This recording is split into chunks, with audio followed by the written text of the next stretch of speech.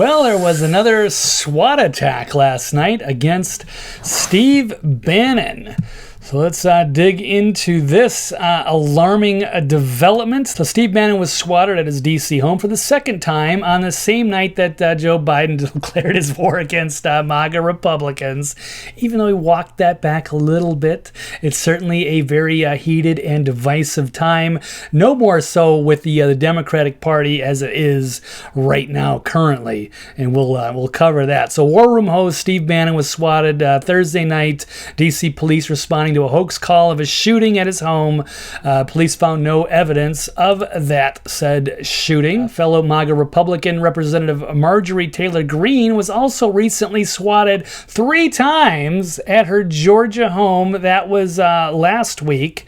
And Republican-nominated Supreme Court justices have been targeted all summer long. This was never something that they did. They could always counter ideology from what I remember, especially like during the 2000s when it was very easy to engage and go after the Fox News, neocon type of people, the religious hypocrites, the warmongers. But now they can't seem to win any kind of argument, so they've resorted to terrorist tactics, which is what this is. So how badly do you have to be losing in an ideological debate to say, hey, well, I can't counter your arguments on this. I can't win this. So I'll just have you fucking killed instead.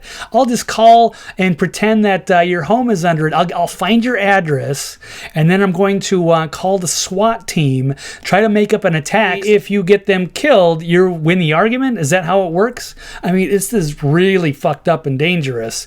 And it'd be nice to see some of the people on the left condemn this stuff. I know I would. I'm a lifelong liberal, but if I saw Republicans swatting Democrats, I'd have a fucking problem with that. You either win your argument on the stage, on the podium, you win hearts and minds, you make a video, you bring out those talking points, and you win and you show the people. You don't put violence on people to get your way. I don't know what the fuck is happening with the radical left, but they've gone radical. You are domestic terrorists calling in a fucking SWAT raid. Now I gotta worry about making this video because now people are like, oh, well, let me find out where you live. So you can't just go, hey, Blake, you're out of line. That's not what happened. Let me tell you, this is what's really going on, and here's how it works, and this is why you're wrong and I'm right. No, you're just going to have me fucking shot, and then you somehow win. That's not how it works. That's how it wins if you're doing a fucking red-hot communist takeover. Now, here's Tim Pool. I think he's been swatted like 7 times this year.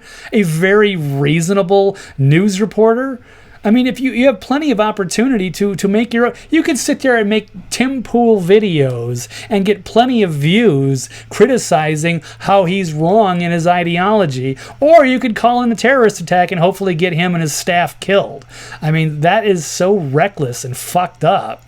But here it is. This is where we are in America, unfortunately. So I hope cooler heads prevail before anybody gets killed. That's on either side. That's just not the way we do things here. And again, this is where I have a real problem with the leftists that should know better.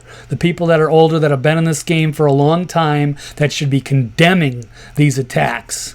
Instead, they seem to be embracing them or ignoring them as if they're not a big deal. Well, that could happen to you, too. So I don't understand, but this is not the way we should be handling things in this country, and I certainly hope it stops.